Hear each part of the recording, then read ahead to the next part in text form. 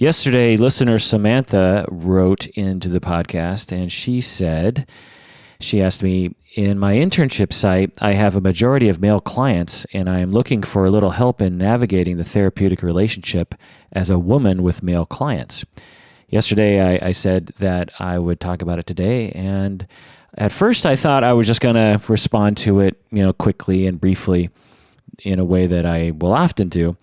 But since right now I'm between terms, I have a little extra time, so I decided to delve into the literature a little bit, and I went down a rabbit hole, and I am now emerging after contemplating my work with male clients, and after reading a lot of the literature, I decided to actually write a paper on the topic and present a sort of rough draft to you here. So the first thing that I have to say is actually backing up a little bit. The first thing I have to say is that we have more patrons to the podcast. We now have 8 patrons to the podcast. It is day 5 of the pledge drive for people to become patrons on our Patreon page. Please go to patreon.com and become a patron of the podcast. Again, we have 8: listener Mike, listener Zoe, again, Slobodan, Ryan, Lyndon, Thomas, Anita, and Scott are all signed up as patrons. And as I said before, if you become a patron, that will get you certain benefits. I'm thinking about maybe having half the episodes available to only patrons, or only the beginning of the episodes to non-patrons, and patrons get the full episode. I don't know. Some kind of benefit, because what I want to do, again, is create a community, and this seems like a really good way to do it. A way for those people that are most invested to get the most out of the community. Anyway, also, this is the Psychology in Seattle podcast. I am your loyal host, Dr. Kirk Honda. I am chair of the Couple and Family Therapy program at Antioch University, Seattle, and I'm also a licensed therapist. Okay, so let's get into it, shall we? All right, so the first thing I want to say is the title of this podcast. I'm going to call it 10 Tips on How to Counsel Men. So pretty easy to understand title to this podcast and the paper I'm writing. I'm going to eventually post this paper, I think, on the podcast website, psychologyinseattle.com. But I might also submit it to publication. I'm not sure. Anyway, first thing I want to say is that therapists are generally untrained when it comes to treating men in therapy. So listener Samantha is not alone in feeling a little insecure about her skills regarding working with male clients. Research has found that therapists are undertrained regarding the psychology of men and how to help them, in spite of many faculty members and many students saying that the psychology of men is an important area of research and an important area of training. For example, there's been research interviewing male therapists in training across the United States regarding their experience of gender training, and found that the male therapists in training, they were saying that when they're in graduate school, they find that they're often silenced in discussions in class, because most graduate programs are dominated by females, like something like 80%-ish of the students are female. And so, not that means necessarily that men are going to be silenced, but, in the liberal world, it's much easier for us to get behind statements of feminism and anti-white male privilege. It's much easier for us to get behind those kinds of statements in liberal institutions than it is for us to defend men, so to speak. And so I don't think our society has matured quite yet around this issue. And so I think in the future, we'll have a more balanced way of discussing these sorts of things. And, we'll have the ability to discuss both female oppression issues and male issues, whether or not we call that oppression of men or stereotyping of men or just harming men because they're men. I mean, whatever we call it, I think both should be discussed. Also, it should be noted that the binary between men and women is often a problem. Some people don't identify as men or women. So, we should just discuss that as well. Also, the research by Taylor in 2006 found that the topic of gender in graduate school is often very female-centric, meaning that they tend to talk mainly about the female experience. When the topic of gender is brought up, these men were saying, well, when gender is brought up, basically we're just talking about female experience, which is great, but also why aren't we talking about men? They also, in the study, found that the male therapists in training were saying that men are often pathologized, that male aspects or masculinity or qualities of quote-unquote men are often seen as a pathology and destructive and never positive. And they also found that they weren't being trained on how to treat men, and that was a problem. I would say this is consistent with my experience in graduate training. As a male student myself, I found it difficult to discuss my experience as a man. So given my style of relating, given my style as a student, I just chose to avoid the topic altogether, which is very wimpy of me, but that's what I decided to do. Now, at this point in the podcast, I feel it necessary to disclose that I am a lifelong devoted feminist. If anyone's listened to the podcast, they know this about me. If you haven't, I feel like I need to tell you, because anytime I hear pro-male discussions, any discussions, or whenever I read anything that's talking about pro-male sorts of messages, I often later realize that the presenter or writer is actually anti-feminist. And I find that to be this sort of dichotomy on the internet anyway. It's like you're either a feminist, and which, is sometimes associated with hating men, even though true feminism has nothing to do with hating men, but it often is sort of portrayed that way. Or you're a pro-male person in which you believe in anti-feminist notions, such as there is no such thing as the glass ceiling, and that women are the ones that have privilege in our society and all that crap. And again, if you've listened to my podcast before, you know that I am a staunch feminist and often fight on the internet with anti-feminists, and I can be quite riled up by them. So I just want to disclose that. I don't know how to prove the fact that I'm a feminist, but a badge of honor that I wear proudly is that anti-feminist trolls often attack me on the internet. So that should say something, right? So moving on. So getting back to the topic of men in therapy and the 10 ways of how to help men in therapy, there's a few things we have to go over, I think, first, just to establish some other research. It's common knowledge that men seek help less than women. Across all ages, nationalities, and ethnicities and races, men are less likely to seek therapy than women. So that's just, it's just a fact. And, we could speculate as to why, which I'll get into later. More specifically, research has found that 17% of women in the United States have sought therapy in the last year, while only 10% of men have sought therapy in the last year. So 17% of women have been in therapy in the last year, while only 10% of men have been in therapy in the last year. Why is that? Well, I imagine some people will say, well, it's because women have more problems. That's why they go to therapy more. Men don't have problems. Men don't complain. They move on in life. They don't need therapy the way that women do. Well, in contrast to this rather offensive common understanding, there's a large body of evidence that men suffer from an equal rate, if not a greater rate, of mental and emotional problems. Let me just reiterate that to those people out there that might troll me on the internet.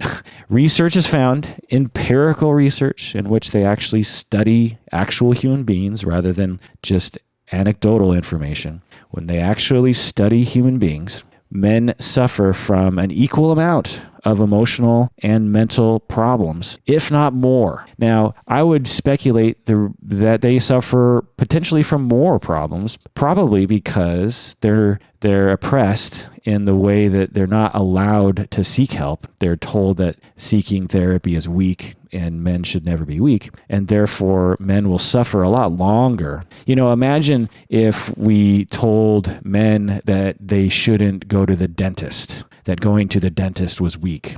Well, that's not really in our society, I don't think anyway. But imagine if we did that. Well, you would imagine you would see more cavities and more problems with one's teeth in the male population as opposed to the female population, right? Well, the same goes for mental health. Humans have problems. Humans have emotional problems. And if you take one group and say it's unmanly to go to therapy and prevent them from going to therapy, then it's going to make their problems worse. So anyway, all right. So why do men avoid getting help? Well, as I was getting to, society, tells them this, but there's also a number of other sociocultural values and beliefs that contribute to this.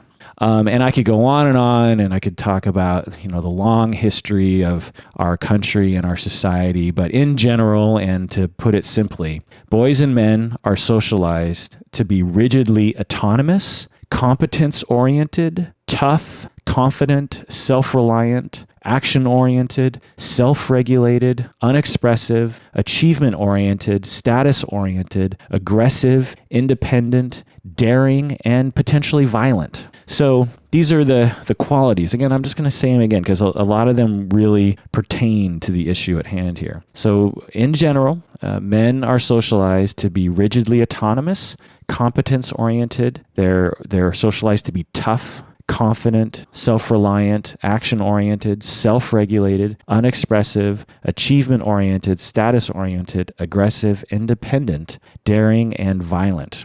Now, several of these fly in the face of actually going to therapy, right?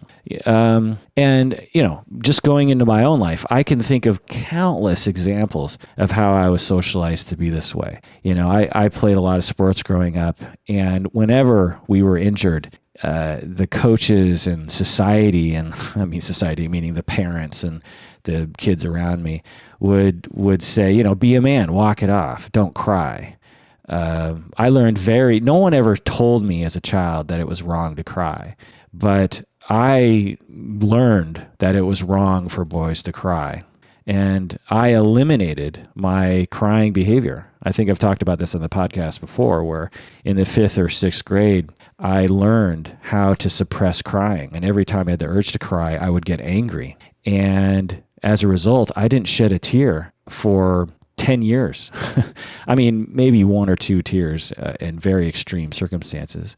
But throughout my adolescence and into my young adulthood, I never cried. Well, no one explicitly told me that I couldn't cry. In fact, people explicitly told me that it was okay to cry. I remember watching Free to Be You and Me when I was a kid, and there was Mean Joe Green, I think it was, singing that song, "It's All Right to Cry." Google it. It's a wonderful, Michael Jackson's in that movie. But anyway, I was told it was okay to cry. And yet even though I was a confident kid and, emotionally balanced, I think for the most part, on the average, I was really insecure about crying and I suppressed it. And I can think of countless examples of how I enacted these kinds of messages towards boys. If I'm roughhousing with some kids and a boy gets hurt, I'll say things like, "Oh, you can take it. You're a man. You're a big man. You can do it. You can do it." It's not malevolent. It's not like I'm trying to shame the child in terms of his emotional expressiveness, but in essence, that's what I'm doing. I'm essentially saying being a man means not expressing any pain. It means not asking for help. It means being able to take it like a man. And these messages are strong, and they continue. They're around today in full force. So moving on here. So that's a reason. These are reasons why men don't go to therapy. To be more specific, research has found that men avoid counseling because it is associated with the opposite of the masculine ideal. Things like weakness, dependency, being reliant on others, being emotionally vulnerable, in need of help, empathic toward the self, having empathy toward the self, being unsure, and being expressive with one's emotions. These are all things that are associated with femininity and therefore unmasculine. And so men will avoid counseling because being dependent and reliant on others is associated with women, and men have been taught to avoid femininity like the plague. or else you'll be labeled a faggot and get, beat up after school.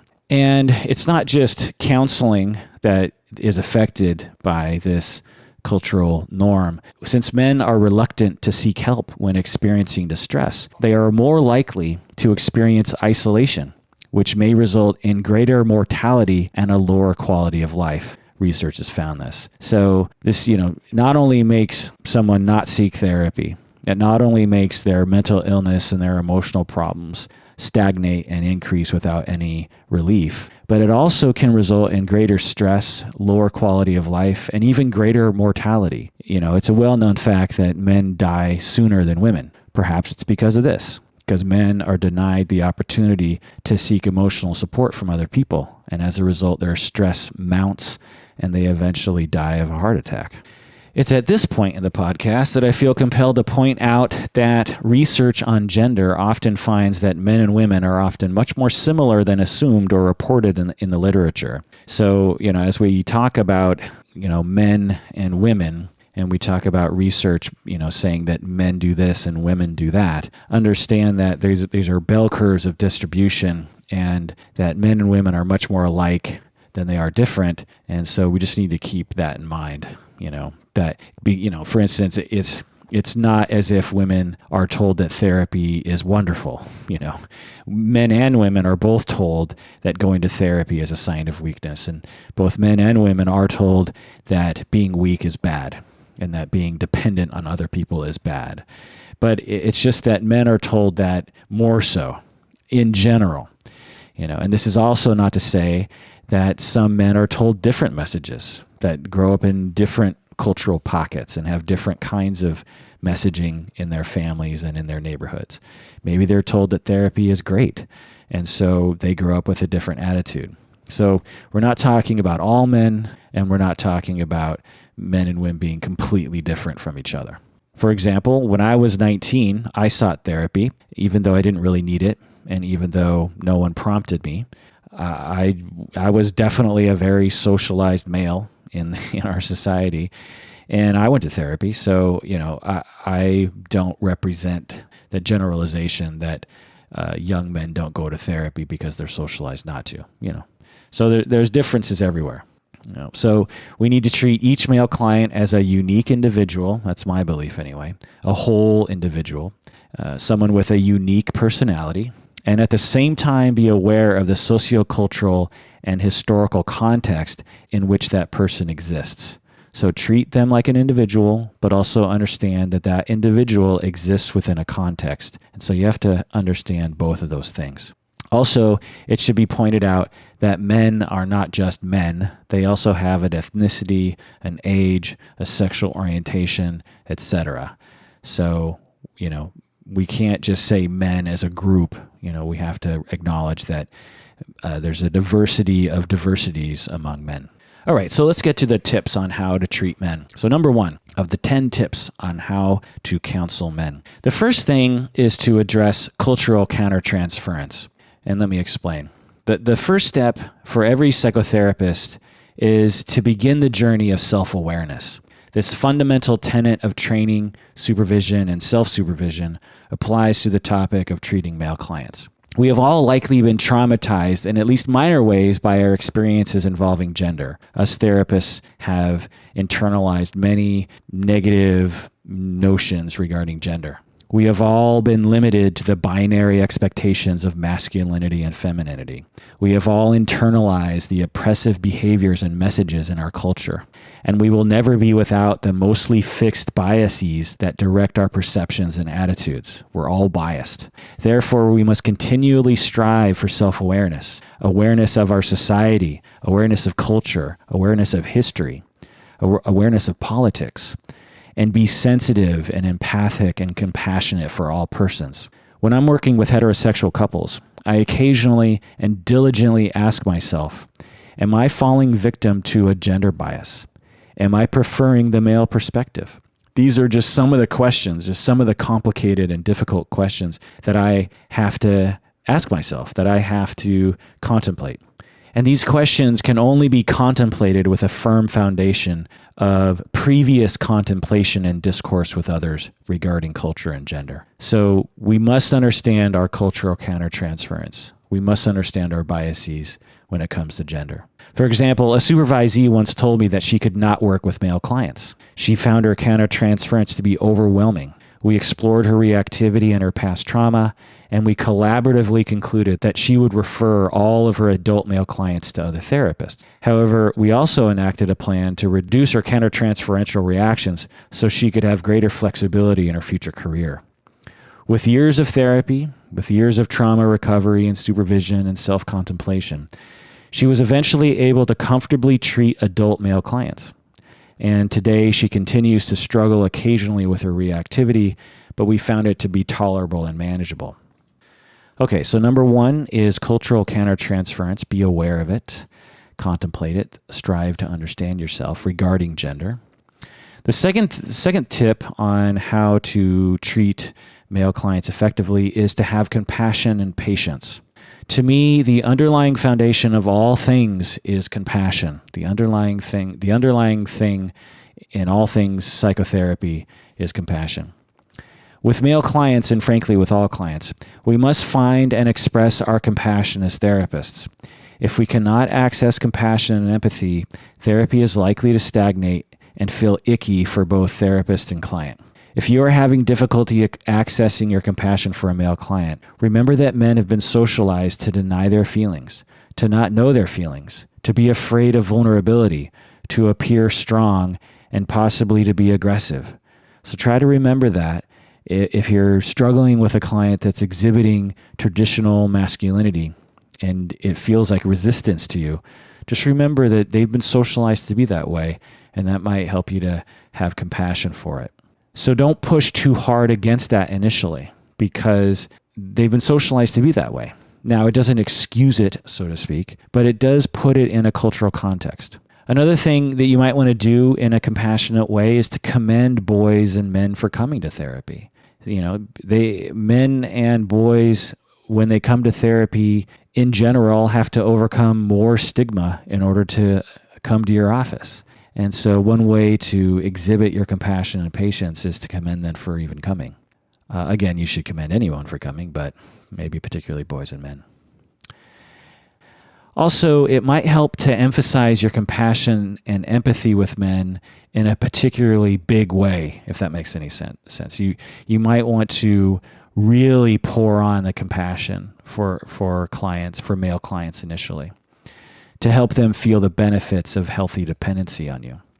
However, we need to be careful not to demean men, since some men might feel as though we pity them or we look down on them with our compassion. And so this is, part of the art of therapy. We need to balance these things out. Okay, so number 1 was be aware of your cultural countertransference regarding gender. Number 2 is to have a lot of compassion and patience for male clients. Number 3 is to normalize and maybe to point out the socialization that the client has incurred. So often normalizing has a high therapeutic value regardless of what we're talking about. And along these lines, it might help to explain or allude to the ways we have all been socialized.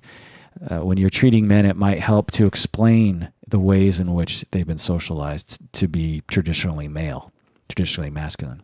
For example, if a man is having difficulty expressing his vulnerability to his spouse, and instead he is being critical and hurtful, I've seen this countless times in my office, by the way, then it might be helpful to normalize by saying, "It seems easier for you to express anger. I'm guessing that's because us men have been socialized to deny or hide our vulnerability. But men are human too, and we all get hurt sometimes."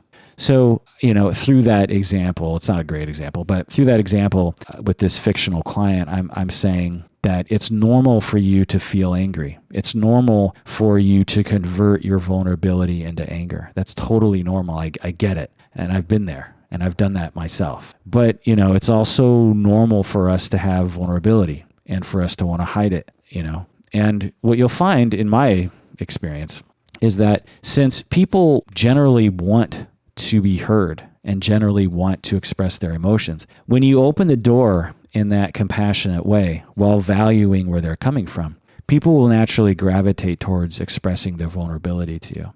Even men. Okay, so number 4, assume that men are human. This sounds stupid, but just bear with me for a second. I find myself telling my supervisees this sometimes. I find myself saying to my clients sometimes too, I often find myself saying, well, remember that they're human, meaning that they're vulnerable in a normal way. Meaning that they're not a robot, and that if they're human, they're just like you, and they have all the same insecurities and all the same fears and all the same hurts and all the same sensitivities. It's helpful to assume that stoic men are suffering greatly on the inside. And if you assume that, you'll often be correct. Now, sometimes you won't be. I mean, sometimes stoic men in the end will say, no, I'm cool. I've just really come to a really relaxed place emotionally in my life. And I almost never feel distress and I'm cool. But often I find that stoic men, they say that, and they might even really believe it. And they might even really halfway experience that. But deep down, they are suffering. Perhaps even greater than you would possibly imagine. And I know this sounds very cliche of a therapist to say, but I've certainly seen that. I mean, think about it. Everyone has vulnerabilities and everyone has insecurities and everyone has little hurts and sensitivities. I mean, if it's one thing as I get older and start actually entering different hierarchies, it's like I'm the chair of my program now, it's high up. And I'm just as insecure and I feel just as stupid as I did when I was 17 or 10 or 5. I feel just as much of a fraud as I've ever felt. And, so that makes me realize that, nobody is without those feelings. Obama, Trump, all these people are human beings, and there's no way that they don't have insecurities. There's just no way, And I know it's hard to imagine because we like to hold people up and say, no way, they don't have those feelings. They don't have the human feelings that I do. They're perfect, or they're beyond that, or look how famous they are. Of course, they have enough validation. Well, if you listen to enough interviews, like on the WTF podcast or something, you realize that everyone suffers. And so the number 4 tip here is to assume that men are human. Assume they have a gushy center. Number 5, and this is something that I often tell myself, is to assume that men are lonely. Because they've been socialized to be stoic and distant and self-reliant and unemotional and independent, that will create a very lonely existence. It will create an existence in which the man has a feeling and has a need for support, but feels he can't ask for it. And therefore, no one really knows what he's experiencing. And therefore, he feels very lonely and very afraid. And so assume that your male clients are lonely. Now, again, going back to the bell curve thing, women are absolutely lonely too. I was just talking with a client yesterday about how lonely she felt. So it's not as if women don't experience loneliness. But when you have a stoic male, one way you can sort of get in to his emotional material is by discussing loneliness. I was told this in graduate school like 20 years ago. Someone said, just assume that men are lonely, or I can't remember what exactly they said. And at the time I thought, well, that sounds kind of silly. But whenever I reach a kind of dead end, I'll start gravitating my language toward loneliness, and I find that men will respond to that, and it'll open them up. Okay, so again, number 1, be in touch with your cultural countertransference, your biases, that sort of thing. Number 2, have compassion and patience for men. Number 3, normalize and point out socialization. Number 4, assume they are human. Number 5, assume they're lonely. And number 6, allow men to be men. Allow the men to be men. Again, sounds really stupid, but work with me here. For men who adhere closely to traditional mainstream American male qualities, it might be helpful to allow men to remain within their idea of masculinity while also being therapeutic. This is complicated, so let me explain. Perhaps an example will help. Okay, so, and as a caveat here, whenever I discuss client data, I always mask their identity so that the client wouldn't be able to recognize themselves if they heard this.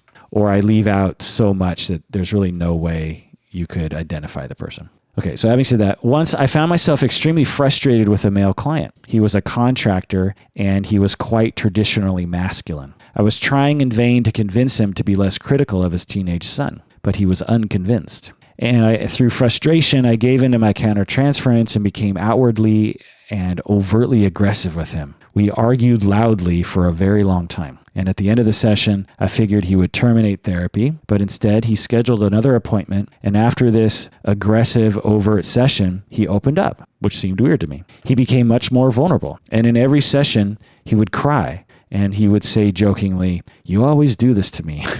But halfway through the session, we'd get to some kind of soft point, in him, and he'd start crying and he'd say, "You always do this to me." So why was our yelling match so helpful for him? Well, perhaps it's because I stopped approaching him softly and diplomatically, which are both feminine qualities, and instead came at him in a straightforward, masculine, aggressive manner. I approached him on his terms, as a traditional male, and maybe that's what he needed. Now, I'm not recommending that all therapists should yell at their resistant male clients. Rather, I'm suggesting that if you are having difficulty connecting with a male client, you might consider approaching him with masculine energy and mannerisms. Maybe he wants to joke around more. Maybe he wants direct communication. Maybe he wants to be more aggressive. Maybe he wants more aggressive, energy in the room. These are questions worth contemplating when struggling with resistant male clients. Along these lines, be aware of your office decor and the way that you dress. As with all clients, we should always be aware of the way clients feel in our offices. Traditional men might be put off by particularly feminine office decor. This is not to say that therapists should not be allowed to decorate their offices in whatever way they want, but it's worth considering. All right, tip number 7. Assume you can help. Getting back to the original question from the podcast listener, Samantha, that initiated the writing of this paper and of this podcast. I suspect she believes that she's at a disadvantage with men because she is a woman. I have found this to be a common issue among novice female therapists. And the reverse is true for male therapists with female clients. Male therapists will come to me and say, "How can I treat a female? I don't know what it's like to be female." But take it from me, there's no compelling reason to believe that female therapists cannot help male clients just as well as male therapists can. After all, according to the research that I was discussing earlier, men and women are much more alike than different. So gender difference will not likely interfere with compassion and understanding. So assume you can help. It might just take a little bit more time to understand men if you're a woman. Which brings me to tip number 8, prove your worth. So if you're working with a traditionally masculine client, it might help to prove your worth early by highlighting your qualifications or showcasing your expertise. Traditional males might be wary of a female therapist who, quote unquote, just listens. So try to provide some concrete guidance early. And again, try to establish your authority and that you know what you're doing. But again, I hesitate to generalize since not all men are like this. But I found this to be helpful with some men. With some men, not all men, and certainly some women, they are looking for some concrete skill building, or some very clear guidance as to what therapy is. Some people, particularly traditional masculine males, they don't want to come in and just have it be a free-for-all, free associative exploration. They want results. And so you might have to emphasize that. And for you novice therapists out there, you might really struggle with that because you haven't developed that repertoire and that way of speaking that way. But as you gain experience, you'll be able to do it more. And what I tell my supervisees is have experienced therapists role play it for you. Get a feel for that language, Have them say, "Can you role play how you would justify your expertise to a client if they questioned you?" Say a client said, "You look young, how are you supposed to help me? I'm a man, you're a woman. I don't understand how this is going to work." Have the experienced therapist go through their thing and absorb that language. And then step 2 is practice it in the mirror, because practice makes perfect. And especially in the first session, you're kind of on stage. And you can't just be bumbling and stumbling through your various different sentences. You need to be able to have them come out of you in a fairly competent way. Otherwise, your clients might think you're an idiot. So, that's just a little tip there. All right. Tip number 9. Don't assume stoicism means unemotional. So assume that traditional masculine men are likely to resort to stoicism when they feel afraid and hurt. This can easily be mistaken for disinterest or being unemotional. But if you assume that he is hiding his fear and vulnerability, you are likely to gravitate toward that emotional material and therefore invite him to express and work through those emotions. Once I was working with a hetero couple for years and the husband reporting feeling almost no emotion. Of course, since the system sought homeostasis and balance, the wife expressed enough emotion for the two of them. Over time, over months and years of stoic behavior and therapy, I began to believe that he was mellow and relaxed and even-keeled. I thought, maybe he doesn't have any emotions on the inside. Maybe he's just super mellow. But in the back of my mind, I knew that his childhood was difficult. And I knew that his stoicism was just a defense that he used to protect himself from his own vulnerability, because as a child, he learned that he couldn't ask for help, if he asked for help, he wouldn't get it. So he learned to suppress that. So after contemplating my countertransference, I once again attempted to focus on his vulnerability, and I felt the three of us, him and his wife and me, gravitating towards his loneliness and pain as I focused on it. It took several weeks, but he eventually overcame barriers and accessed his vulnerability. He was able to express his dependency and uncertainty, which allowed his wife to understand him better and have more compassion for him, and for him to have greater flexibility in his emotional expressiveness, and therefore a greater well-being for him. All right, tip number 10. Remember that traditional masculinity is not all negative. This is an important thing to remember. There are many positive aspects to masculinity. Now, of course, we need to be careful when discussing this because we do not want to uphold destructive aspects of the status quo, and we need to be very careful not to reinforce male privilege and destructive stereotyping. With that in mind, I consider the concept of quote-unquote positive masculinity helpful when treating men in therapy. The positive masculinity movement is an attempt to move away from seeing masculine qualities as solely destructive to identifying and encouraging helpful traditional masculine qualities. So think of it this way. Sometimes it is helpful to tell women clients to get in touch with their inner female power, right? Their maternal nature or their inner goddess, Well, it's similar for men. You can help men by inspiring them to get in touch with and manifest positive aspects of their masculinity, such as courage or strength or chivalry. Now, again, this is not to say that women do not have integrity or honor or chivalry, and certainly chivalry is associated with all sorts of evil things. As a feminist, I can absolutely attest to that. But the whole point here is that when we're working with people, we don't have time to break down society and to change society and our culture. We're not going to do that. We're not going to change our society in our lifetime. It'll change slowly over time, and we should absolutely, do our part. But masculinity and femininity are here to stay, and we have to work with it.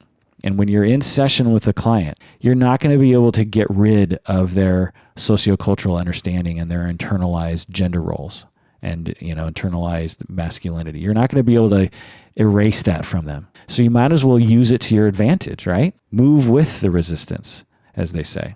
I often use the analogy of judo. If you're familiar with judo, the basic tenet from what I understand is, someone comes at you and instead of resisting and meeting them with force, you move with their force.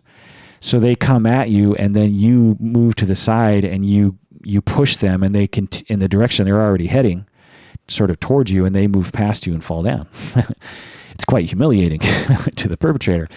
And if you've seen Karate Kid, the first one, you'll know how humiliating it is to Kublai Kai. But anyway, when you have masculinity presenting problems in your therapy office, perhaps using masculinity to your advantage might help. And there are many, many positive aspects to masculinity, and we've really lost sight of that. I mean, when I hear the word masculinity, that word in the circles that I run in, it is always associated with something negative. It's always associated with aggressiveness and being a douchebag and being controlling and privileged and dominant. And it's true. Those are masculine qualities, and men have been socialized to be that way, and men in general are that way. But there's also a lot of wonderful things associated with masculinity and with playing our gender, things like I said, courage, being courageous, being generous. Men have been socialized to provide for their families. Well, that's a form of generosity, right? Well, encourage that generosity. Now, don't have it be a rigid generosity, like encouraging men to force their women to not have work so that they will be allowed to give to their, wives. That's something quite different that we need to fight against. But if you can inspire a husband to give to his community somehow in a way that feels meaningful to him, then that's a wonderful thing, right? And if you need to language it as a masculine, be a man and be generous sort of way, then go for it. Do what's helpful is what I always tell my supervisees and students and interns. I say, do what's helpful, don't do what's appropriate. Because what's often culturally appropriate is not helpful. So sometimes they are the same. Anyway, so those are the 10 tips. Let's review them.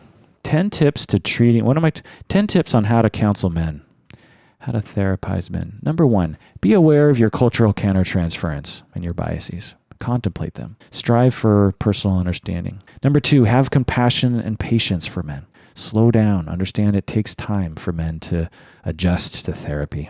Normalize and point out socialization. Normalize men's experience.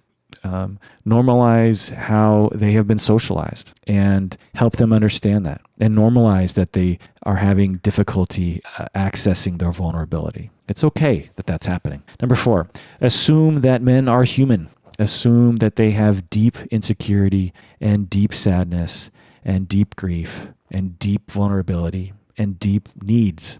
Assume that they have that. Assume they have it in spades, because they do. And when you assume that, you'll gravitate toward that emotional material. Assume they're lonely, because again, when you socialize men to be independent, that basically breeds loneliness. Number 6, allow men to be men. Speak their language. Let them be themselves. Don't try to change them into something else, because that doesn't value who they are. Assume you can help. Number 7, assume that you can help.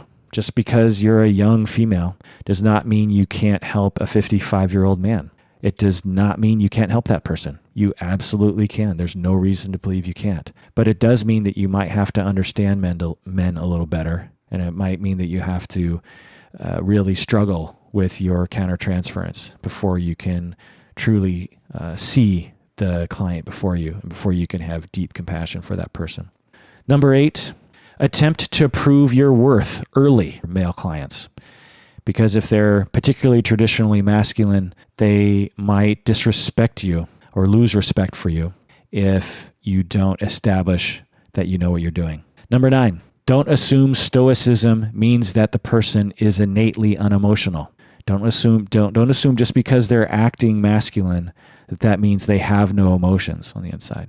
That's kind of a repeat of what I was talking about before, but anyway, bears repeating. Number 10, remember that traditional masculinity is not negative. There are a lot of wonderful aspects of masculinity in the same way that there's a lot of wonderful aspects of femininity. Why would the word feminine in our therapy world be associated with all things good and the word masculine be associated with all things bad? Well, it's because in the beginning, it was the opposite, or at least 50 years ago. And we decided that we had to counteract that by saying, well, look at all the wonderful things about femininity. There's all these wonderful things. And look over here, there's a lot of bad things about masculinity. We really need to acknowledge that there are bad things about masculinity. Well, because we're such simple, stupid people, we tend to not see the gray zone.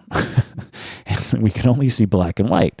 And so I encourage us to see the gray zone in which femininity and masculinity are both neither good nor bad. They just are what they are. And there are good and aspects to both, depending on the individual. So understand that things like courage and independence and self-reliance and being a tough guy, in certain contexts, these are good qualities to have. And you can use them as a therapist to help clients.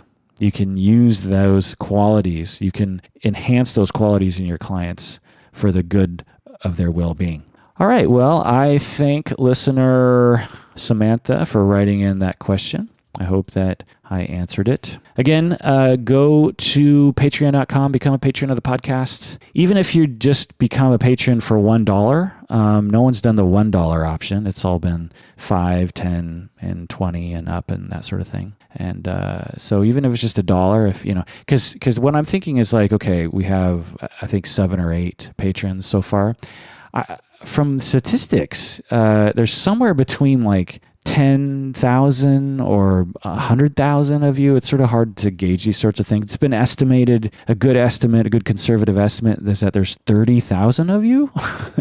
And if each one of you gave $1, that's $30,000 a month, right? So, I can't, and if you did that, maybe we could all quit our day jobs and do this podcast 24/7 and have great content because we have all this time to dedicate it to it. So that's the whole idea, is that with more patrons means more time for us to dedicate to this. So again, go to patreon.com. You have to go to your computer. I realize that you might not be near the computer, so you have to go to the computer and please become a patron. And the sooner we get, all the patrons that we're hoping to get, the sooner I'll shut up about it. How about that? How about that for incentive? I'm sure some of you are getting really tired of it, but what are you going to do? All right. Well, that does it for another episode of Psychology in Seattle. Thanks for joining me on this journey. And please take care of yourself because you deserve it, whether you're masculine or not, right?